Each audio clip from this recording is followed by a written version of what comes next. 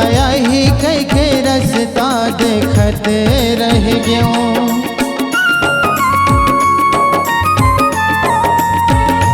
जिंदगी के सफर में अकेला रह गयो, तो लया ही कई के रस्ता देखत रह गयो। तैयाए वो नहीं मैं हाँ रोए वो सही, तैयाए वो नहीं मैं रोए वो सही। मोरे दिल के रानी मुला कैसे भुला दे, ये वो मन मोनी मुला काबर भुला दे।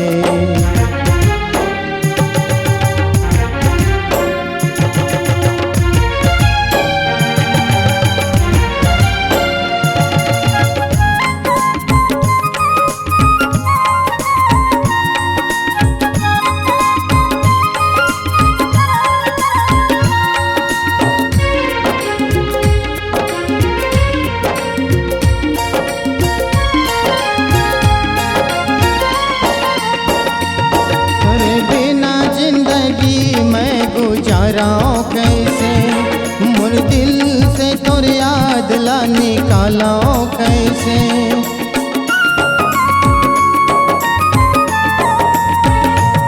तोरे बिना जिंदगी मैं गुजाराओ कैसे, मोर दिल से तोर याद ला निकालो कैसे।